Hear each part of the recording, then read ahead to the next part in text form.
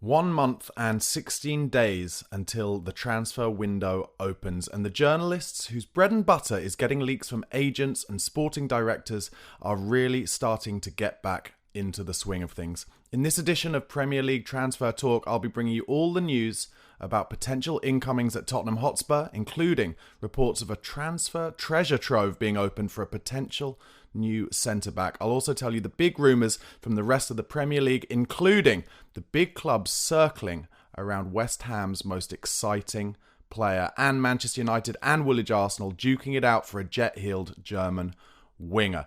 All this and more on today's episode, guys. Thank you so much for watching and listening. Please do press that like button. I'd like to get this Transfer Talk episode seen by as many people as possible.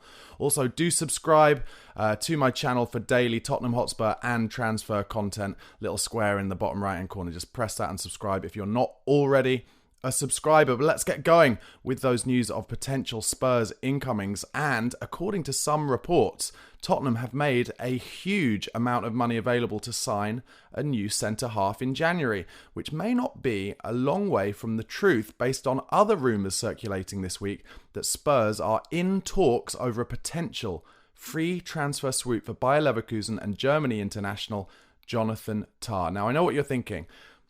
We've made a big treasure trove available for a new centre-back in January. So how does that compute with us potentially going for Jonathan Tah on a free transfer? Well, Tah's contract runs out in the summer, but obviously there is an opportunity there. If Tottenham are willing to put up some money in January that other clubs do not have available, maybe then Tottenham could jump to the head of the queue to get hold of Jonathan Tah's services. The reason I bring that up is because other big clubs around Europe are circling, including Real Madrid, Barcelona, and Manchester United. He is a big, bold German international of a centre-half, a modern centre-half if you like, very highly rated for a number of years. I know for one, I was certainly signing him about 8 years ago on Football Manager, so I don't know if that means everything or nothing. It's whether or not you rate the Football Manager database of scouting that many actual elite clubs do use. The player currently, Jonathan Tah, valued at £30 million. But with his contract running out next summer, I think Tottenham, if they put in a bid of around £20 million to £25 million in January, maybe they could get him ahead of those big clubs. Let me know what you think in the comments. Is he a player you rate? Is he a player that you'd like to see at Tottenham Hotspur? Obviously, we've spoken a lot, especially this week after Radu Dragusin's performance against Ipswich, about potentially needing another centre-half, and maybe Jonathan Tah could be that player. Other rumours around Spurs incomings that won't go away is the possibility of Manchester City and England maverick Jack Grealish coming to Tottenham Hotspur. He's 29 years old now. He just doesn't get any minutes at Man City, does he? And maybe he is starting to think, okay, look, I've had a couple of years where I've won everything here.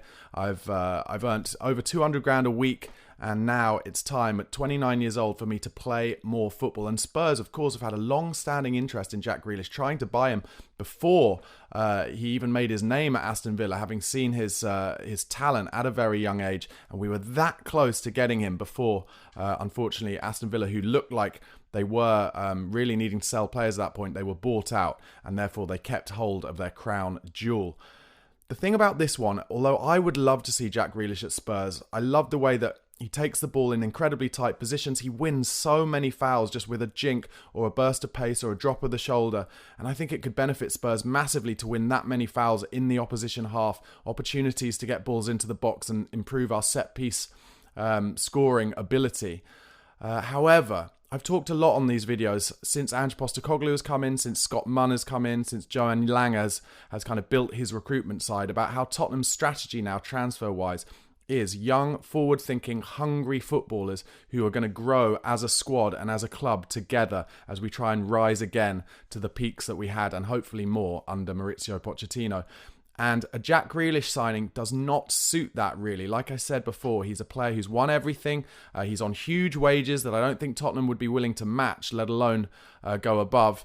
And it just doesn't really seem to fit that transfer strategy that Tottenham have been putting into place. That kind of idea of being more like Borussia Dortmund rather than a club who are going out to buy kind of ready-made players towards the top end of their peak, as Jack Grealish is. However, One positive towards it is that, from all the reports that I've looked into, Johan Lange, who was sporting director at Aston Villa when Jack Grealish got his move to Manchester City, apparently they have a great relationship, and Lange was a huge cog in the wheel of that deal being done. So I wonder if maybe, if Man City are sympathetic to Jack Grealish's need for football, and if Lange is able to get in the ear of Jack Grealish, maybe there's a loan deal to be done or something in January. That seems more likely to me than the likelihood of us paying what would probably be a lot of money for a 29-year-old in January or in the summer for Grealish to come. If we could get a loan deal over the line, maybe then we could see Timo Werner go back to Germany. And let's face it, I think we would all agree that Grealish would be a better option on the left-hand side up front than Timo Werner. And if I'm Jack Grealish, honestly, I look at potential clubs to leave Man City for. I'd want one to be attacking. I'd want one where I could be one of the most important names on the team sheet and where they're lacking some creativity. And I think it's fair to say that Tottenham are in that situation at the moment. So I'm not totally poo-pooing this possibility of a signing. There are negatives and cons, but also a few little pros there as well. Other possibilities for signings into Tottenham Hotspur. Apparently we're plotting a move for Real Sociedad Tafakusa Kubo in 2025. The former Real Madrid star who is now at Real Sociedad. He is on Liverpool's radar as well. 23 years old. Japanese international. He does have a £50 million release clause, but as I'm sure most of you know, in Spain, when you sign for a club in Spain, it is part of the FA's law over there that every player has to have a financial release clause in their contract. So actually, the fact that it's 50 million for Kubo, that's pretty low considering a lot of the numbers that they put on their players over in Spain. So I would think Spurs could probably get him for a lot cheaper than that, maybe 25 to 30 million pounds. An exciting winger, an exciting talent. And look, we all know that Big Ange Postecoglou's system is totally almost governed by how good the wide forwards are and how good they are at getting in at the back post and playing balls across the box. And that is why I think we're looking at players like Grealish, why we're looking at Kubo. Who knows about this one? It's an interesting one. These reports in Spain are pretty... they're pretty well reported, and also he's been on our list since before last summer. I was talking about him a lot in some of these videos last summer as well. So let's see what happens with that one. Another rumour is that Spurs are interested in another exciting, creative, attacking midfield forward. Argentina midfielder Facundo Buonanotte of Leicester. He's actually there on loan from Brighton. He's 19 years old, but he's been really impressing at Leicester this season. I watch a lot of, I listen to a lot of Gary Lineker's The Rest is Football podcast, and he talks a lot about Buonanotte, an exciting, creative player. Not the biggest, and Ange Postecoglou does love physicality in his side. He's not the biggest guy, but in terms of, again, it looks like we're looking for creators to add creativity to this team when it comes to trying to unlock deep defences that we come up against. That is why we are going for players like Kubo, like Grealish, like Buonanotte. And it's good to see that the transfer strategy is all as one and on point in terms of looking to kind of, help the faults that we've currently suffered from this season. Where if we'd been more creative this season, I'm positive that we would have at least kind of 6 to 8 more points and we'd be right up there in the top 4.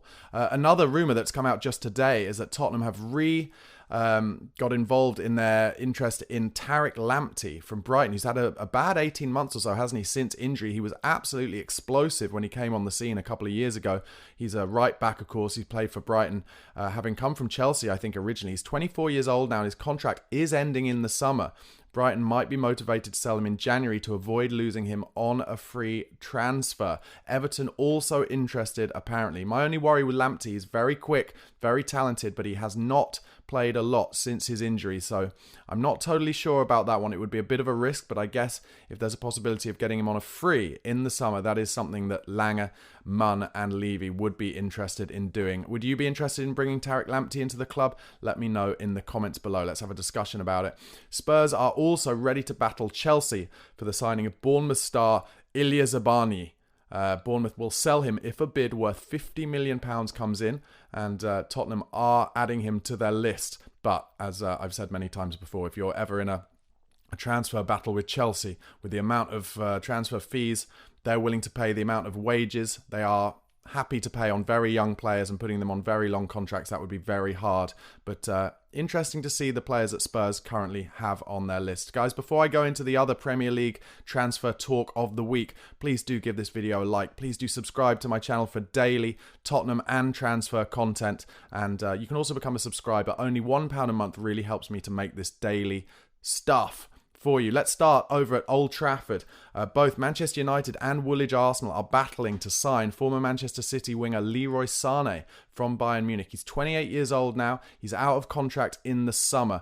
For me, in terms of Manchester United, when Ineos came in, when Sir Jim Ratcliffe came in and Dave Brailsford, they talked a lot about trying to change the culture of the squad of Man United and stopping paying big money for players who are in their late 20s or early 30s on big wages, and starting to try and buy younger players who can grow with the squad, similar to what Ange and Johan Lange are trying to put in place at Spurs. So this one doesn't seem to make sense for me in terms of Manchester United. However, I could see him as a potential signing for Arteta at Woolwich Arsenal. I can imagine they're kind of looking for just the final puzzle pieces, aren't they? And maybe they think someone instead of Martinelli, who the fans have been on the back of for the last 12 months or so, maybe someone like Sane would suit them. And of course, as ever, Arsenal never afraid to buy a player who has previously played at Manchester City, as was seen with Jesus and Zinchenko. So maybe that is one to keep an eye out for.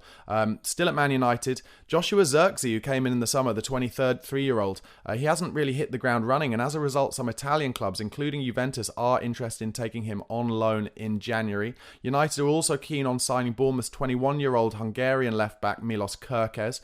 So United definitely getting their list together since Ruben Amorim has come in as their manager.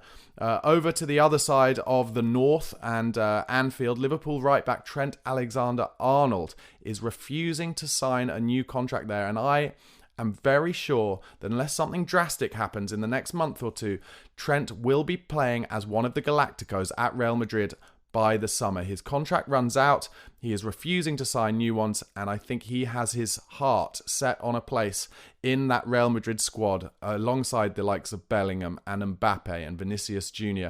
and Real Madrid just putting together a galaxy of stars. Liverpool remain in talks with the Egyptian king, 32-year-old Mohamed Salah, about trying to get him to re-sign with them.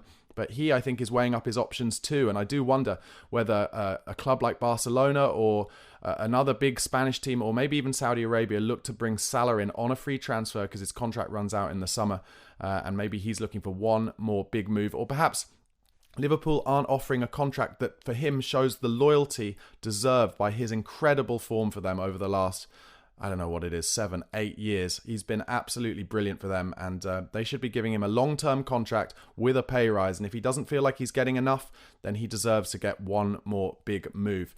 Also, Liverpool, as well as Woolwich Arsenal, are interested in signing West Ham's best and most exciting player, Mohamed Kudus. He has an £85 million release clause at West Ham, and you could see, again, like I mentioned with Arsenal, looking to kind of just put the cherry on the icing on the cake of their very, very talented first teams, unfortunately. And they're looking to just kind of add one more kind of £100 million player here or there, as they did with Declan Rice. Both Liverpool and Arsenal looking at potentially taking Kudus as an exciting new wide forward. And maybe that is linked for Liverpool with whether if Salah goes, maybe they'd look to bring Kudus in. Of course, Kudus at the moment serving that 5-game ban for his absolute madness that he had against Tottenham, where he tried to kick Mickey van der Ven and punch Pape Matar Sarr.